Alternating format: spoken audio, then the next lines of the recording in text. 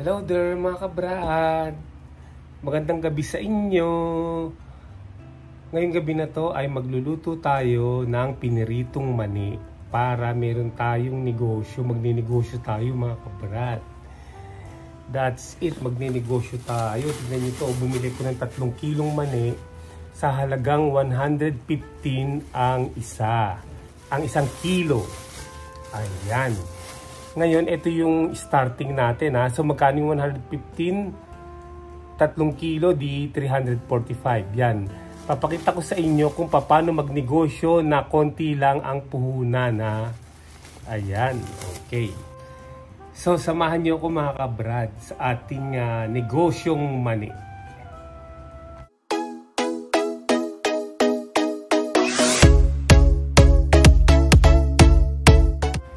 Unang-una na ay gagawa tayo ng bawang. Ayan, 2 ulo ng bawang ang ihahalo natin sa 3 kilong mani. So magbalat tayo ng bawang. Magbalat ng bawang. Balat-balat ng bawang. Ayun mga kabrad, nabalatan na natin yung mga garlic. Ngayon ay hiwain natin ng manipis. Yan, masarap kasi pag mayroong garlic ang ating piniritong mani. Diba? Napakasarap. Yan, magbibigay ng sarap. Tapos yung salt to taste. Ayan. Ayan mga kabrad, nahiwa na natin yung garlic o bawang. Ngayon, ito, medyo marumi ito eh.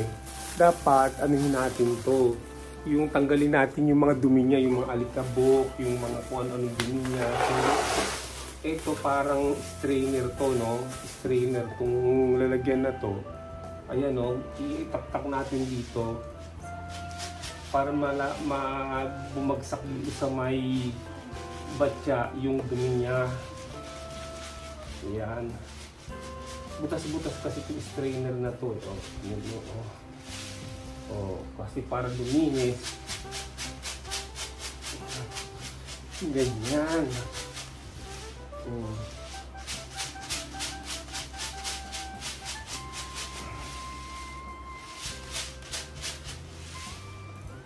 Oh, ayan oh. Okay na yan. Tignan niyo oh. May mga nakuwang marurumi oh, yung mga dumi. Alikabok, mga maliliit na ano na butil ng mani, yan, okay na yan. Buksan na natin ang ating kawali, yung stove. Ayan, binubuksan ng stove, painitin natin yung kawali. Para ipiprito muna natin yung bawang bago yung mani. Ngayon, mainit na tong kawali natin. So, magtitipid tayo sa mantika. 1 cup lang ng mantika ang ilalagay natin para sa 3 kilong mani. Para hindi po masayang ang mantika. Ayan. Okay na po yan. Ganyan lang po talaga. Para economical. Lalo na pag nagnenegosyo ka. So, ilagay na natin ang 1 cup ng mantika. Ayan. At painitin pa natin ng konti. Okay na yan. Okay na yan para hindi masunog agad ang ating bawang. So, ilagay natin yung bawang. Ayan. So, dahan-dahan natin iluto yan. Iluto ang ating bawang.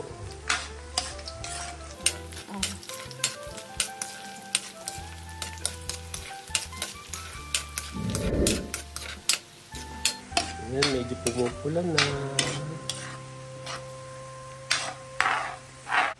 Ayan mga kabrad, ito na ang ating bawang, fried bawang. So, hakutin na natin. Hahunin na natin. Ayan, nahakot na po natin ang ating bawang. Lagay natin dito. Ngayon ay ilagay na natin ang ating mani or peanut. Ayan, nakalagay na ang ating mani at peanut. Haluin to. Ay, wait. I-prepare ko pala yung yung timer ha. Sandali, dapat nag-start yung timer. Sandali, patayin ko muna yung ano. Ayan, kasi po, kailangan nating timeran ang ating pagluluto, no? Pinatay ko muna, no? So, dapat ay 20 minutes. More than 20 minutes. Ayan. Minsan umaabot ng 25 minutes. Okay, start. Ayan, timer starts now. Okay. Ayan, so buksan na natin ulit. Ayun. Lulutuin natin sa mahinang apoy lang. Hindi dapat mabigla ito. So 20 minutes. Minsan inaabot ng 25 minutes. Ayan o. Ganyan lang. So dapat hindi titigilan ang paghalo para pantay na maluto ang lahat ng bawat butil ng mani. Ayan. Ang tanong, bakit inuunang lutuin ang bawang? Kasi po pag sinabay nyo dito ang bawang ay masusunog ang bawang kasi matagal po itong niluluto itong mani. So, unahin mo nang lutuin ng bawang bago ang mani. Ganun po yun. Ayan. So, tiyagaan lang po ito ng halo. Kayang-kaya naman po. Lalaki naman ako eh. Kayang-kaya ko naman siyang haluin ng 20 minutes o mahigit pa. Minsan, inaabot ng 25 minutes or more. Para maging talagang malutong ang inyong mga mani. Ganyan.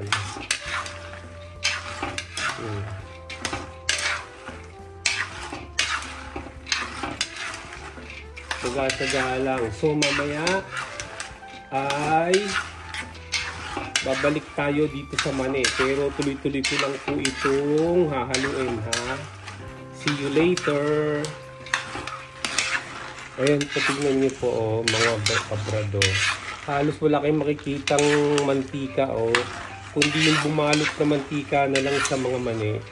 Tignan nyo sa ilalim konting-konti lang talaga. Yan po ang pagtitipid, tamang pagluluto ng mani. Yung pong nakikita nyo na nilulubog sa mani, nilulubog sa mantika na mani, ay naku, sayang po yun. Tapos inuulit-ulit po nila yung mantika. Naku, marumi na po yun. Pero ito isang beses lang po gagamitin ng mantika nito. Mamaya i-drain natin yan, yung matitirang mantika, konting-konti lang po.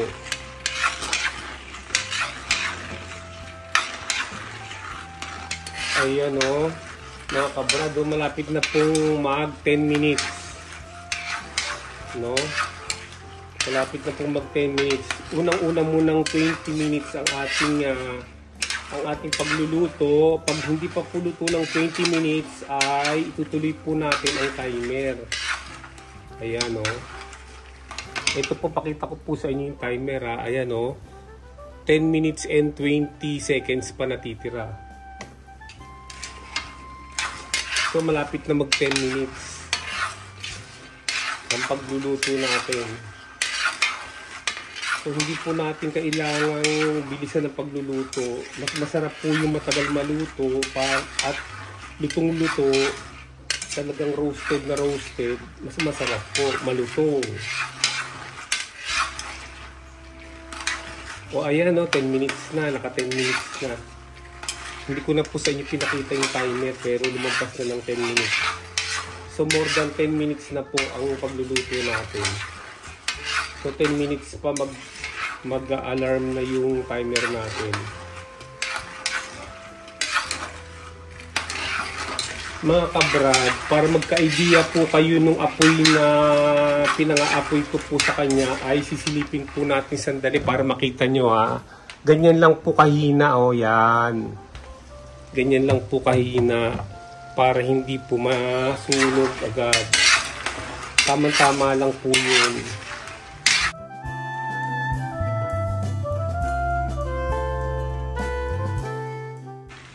Ayan po, 5 minutes na lang natitira mga kabrad. Magpo 20 minutes na medyo hindi pa luto Panigurado po. Ano yan? ay lalampas po tayo. Kasi po, kaya sinabi ko na 20 minutes kasi noon po, medyo malakas po yung apoy ko. Kaya naluto ko po siya ng 20 minutes. Pero nung hininaan ko na po ng madumanay lang, lumalampas po siya. Unaabot ng 25 mahigit, 25 minutes. Mas masarap po pag mabagal na toast. Ayun po, walang hinto po talaga nating hinahalo itong ating mani para maganda po ang pagkakaluto, ang pagkaka-toasted. Malapit na pong mag 20 minutes. Tutulog na po ang ating timer. Pero hindi pa po tuluto. Iulitin po natin yung timer. Ayan po, tumutunog na po yung timer mga kabrad. So ang gagawin po natin ay uulitin po natin uli. Start.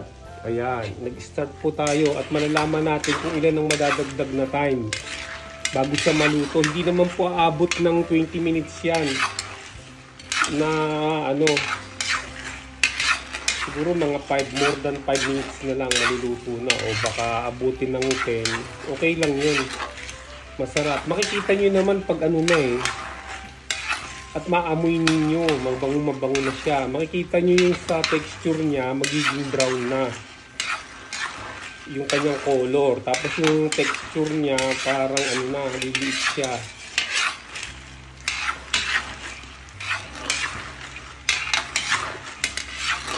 Pero tignan ninyo, nagbabrown na po, no? Marami na pong brown, no? Ibig sabihin, malapit nang maluto yan. Mga 5 minutes na lang siguro or more than 5 minutes magiging brown na lahat yan.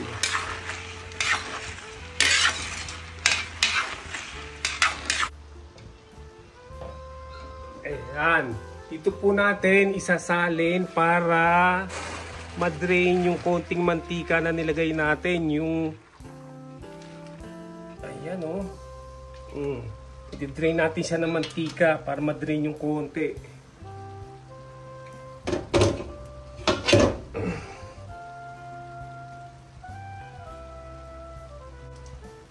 Ayan, so antayin natin lumamig ng konti bago natin lagyan ng asin. Tsaka yung garlic, fried garlic. Ayan po mga kabra, tignan nyo kung gaano karaming mantika ang nasala niya. Ayan yan po yung natira sa isang cup na mantika. Ayan, nakita nyo po. Tingnan natin, ayan ilagay natin nga. Tingnan nyo po, ayan diba? Nakita nyo, ayan natanggal na alright. Then, isasalin natin ulit pabalik sa kawali na pinaglutuan natin. Ayan. Ngayon po ay lalagyan natin ng iodized salt. 4 scoop po nito, 4 scoop. Kwentada ko na po yan kasi matagal ko na pong ginagawa ito Pero pag nilagyan mo siya ng 4 scoop nito, yung talagang pantay na pantay, wag yung nakabukol yung yung pantay na pantay yung niya, yung sa ibabaw. O yan, pantay yan. Kasi mag-over salty. Yan, 4 scoop. So, 1 scoop. O yan yung pantay po. 1 scoop, 2 scoop. 2 scoop. O ayan, pantay po 2 scoop, 3 scoop. Ayan. And last. Ayan po, pantay po pantay na pantay yan. So nakaka 4 scoop na po. Ngayon, hahaluin po natin yan.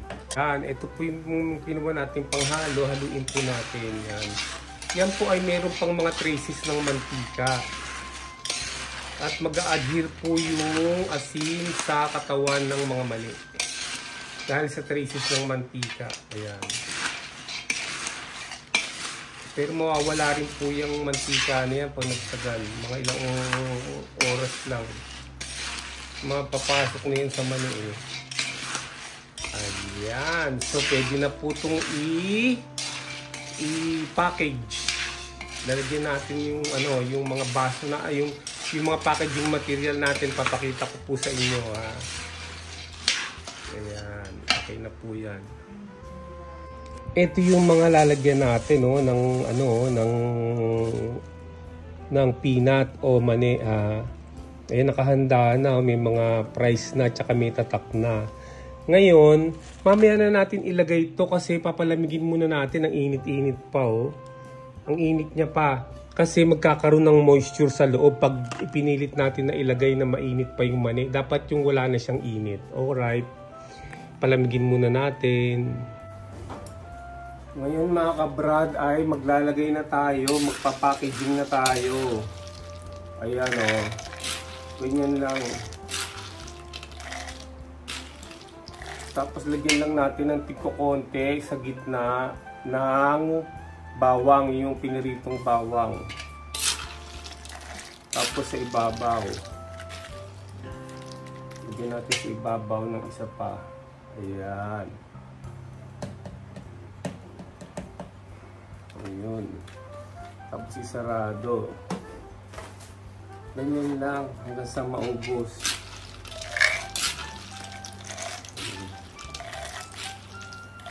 Lagyan sa gitna. Then, lagyan ulit.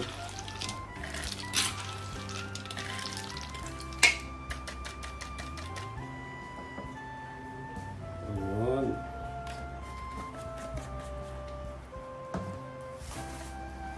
So, napalamig na natin siya, oh. Malamig na siya. Ay, bago pala, ituloy natin. Tikman natin. Tikman natin, ha. Kung gaano kalutong, ha? Tikman natin pala, hindi natin. Sabi ko may lutong na may lutong. Kasi naluto ng gusto. Ayan.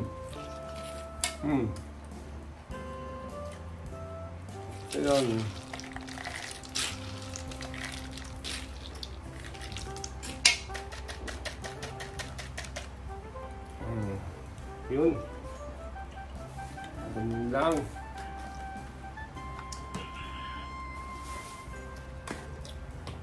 Sarap.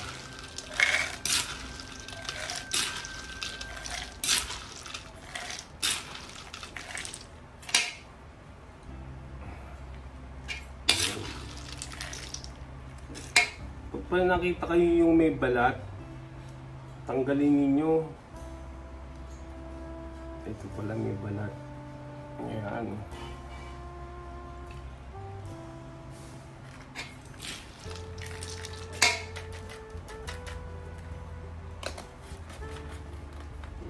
Yun.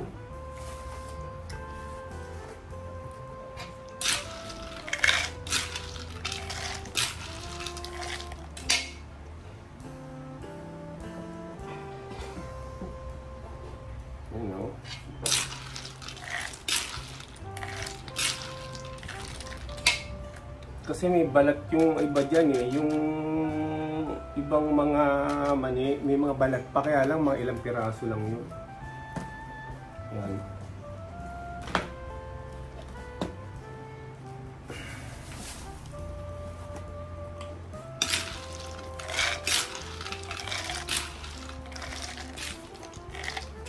Siya nga pala, dapat ito, mabenta nyo na to ng mga sa loob ng 1 buwan.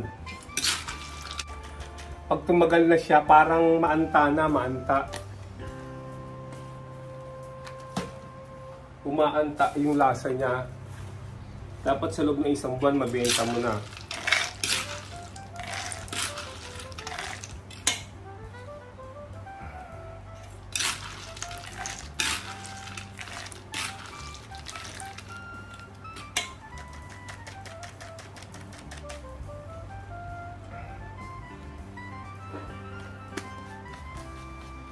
Ayan.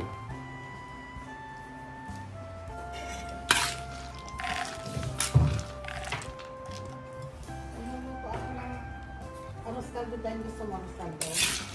Ano mo? Ano mo? Ako sana nito.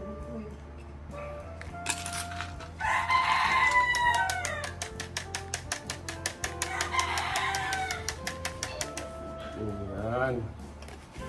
Marami na tayong nagagawa, oh. Mga kabrad.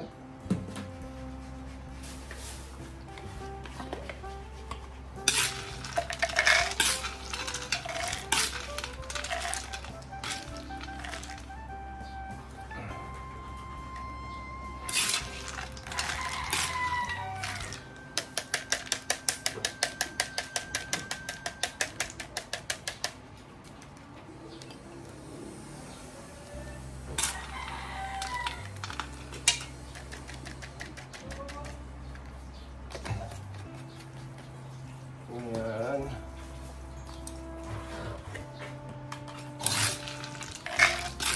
So inuulit ko, kaya hiniwalay natin yung ano, yung garlic, yung fried garlic, kasi pag sinama mo sa ano yan, unang-una na masusunog kasi matagal lutuin ng mani eh. At saka pag hinalo mo, nilagay mo sa lalagyan, baka yung iba hindi malagyan. Yung iba naman marami, ganun.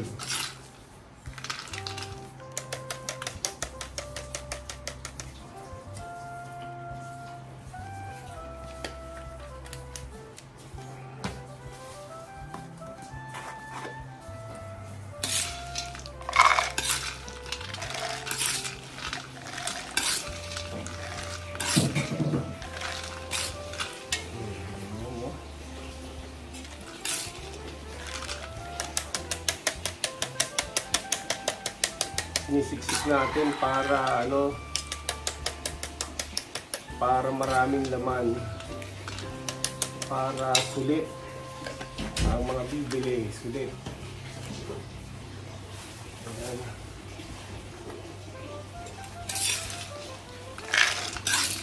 Ayan, malapit nang matapos. Sakto lang yata yung lalagyan natin, ha. So maraming natirang ano, ilalagyan pa natin yung iba ng ano, ng fried garlic. Yung daming natira kasi, oh, tingnan nyo, ang dami, oh. Yung iba, nadagdagan natin ng fried garlic. Ayan. Ayos. So tingnan natin kung kasya pa itong isa. No, meron pang isang lalagyan at ito.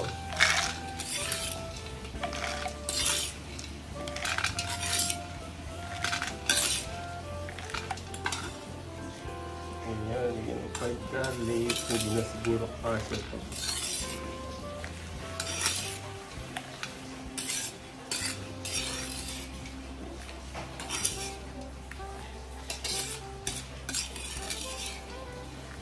Diba, kasya pa yata, para sa isa.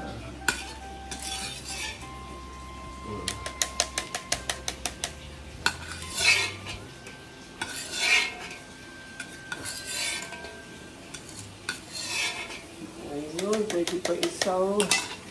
Gamihan na lang natin ng garlic. Ayan. Oh. Ayun. Ayan mga kabrad. So bilangin natin yung nagawa natin, ha. 2, 4, 6, 8, 10, 12, 14, 16, 18, 19 na garapon na maliliit. Yan, 19 times 50. 50 ko binibenta to eh. Yan. So, mamaya lagyan natin ng seal to. Teka. Ngayon mga kabrad ay lalagyan natin ng seal para gustong bilhin ng mga tao. Ito yung pang sisil natin dyan. Oh, mura lang to. Ano lang to eh. 30 lang ang 100 nito eh. Oh. Lagyan natin ng sila. Ilagyan muna natin ng ganito, isa-isa. Yan o, isa-isa.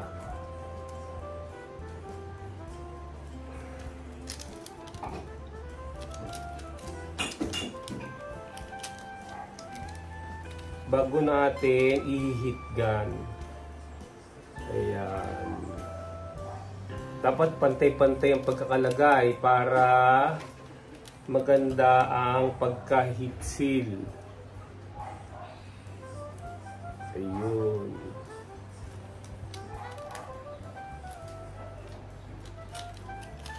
Tapos yung pinaka ano niya, yung pinaka itong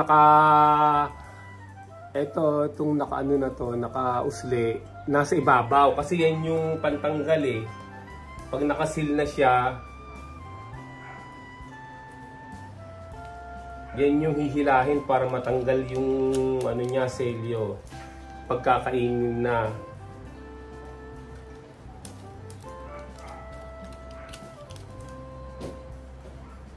Ayan. Ayan mga kabrad, nalagyan na natin lahat ng seal. Ngayon, isa-isahin natin na i-heat gun.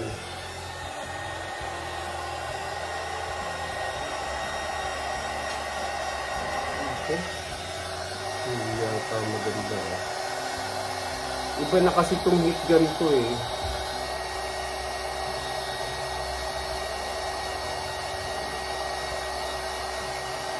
Ayan, oh, ganyan, oh, ayan, oh, okay na to, oh. Oh, diba?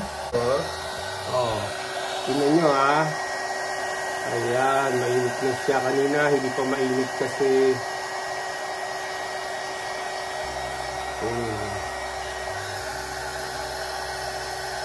Oh, diba? Tingnan nyo, oh, ganda, oh.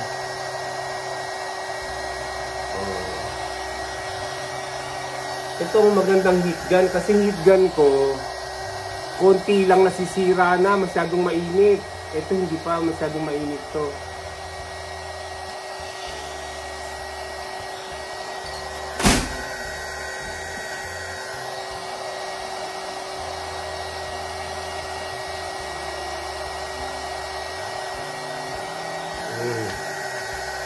Diba? Oh.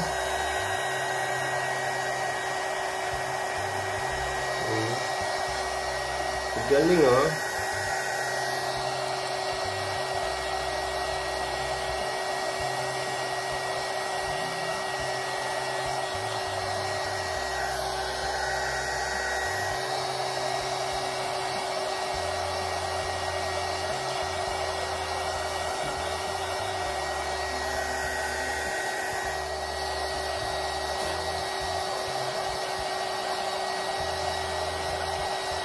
Oh, ayan, nasilyado na natin mga kabrad. Ayan. So, gusto na nilang bilhin ngayon to. Ayan, oh. Ayan mga kabrad, ito na yung ano natin, oh. Yan yung mga naselyuhan natin. Yan. Bali, 18 yan. 18. So, kung 50 pesos ang isa, 18 ay 900. 900. So, ang puhunan lang natin dyan ay 345, yung 3 kilong mani, konting asin, konting mantika, konting panluto, yung LPG, konting bawang na pinirito. So, pagpalagay mo ng ano yon, 400 yon. Di meron pa tayong tubo na 500 yon. Ayan siya, oh, ayan. Ang dami-dami, nalaglag pa yung dalawa. Ngayon mga kabrad, ay maglalagay tayo ng sticker, oh. Yan, oh. Ito, walang sticker yan. Lalagyan natin ng sticker para meron naman siyang brand name or trade name, ha? Kasama yan sa negosyo natin. Ayan, tanggal na natin takip ng sticker, lalagay na natin siya. Ayun. Tingnan nyo, meron na siyang seal. Meron na siyang sticker or brand name. Ayan.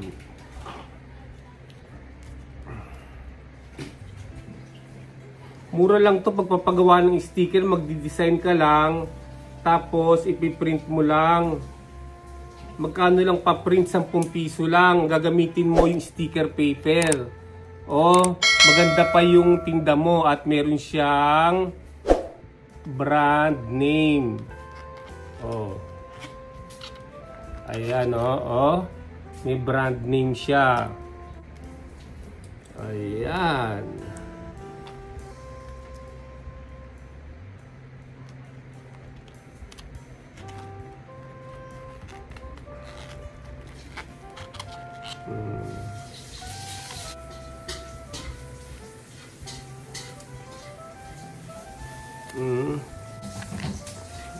Ayan.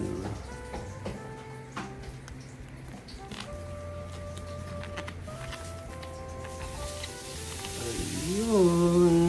Ayan na mga kabrad, nalagyan na natin lahat ng sticker. 18 yan. Ayan o.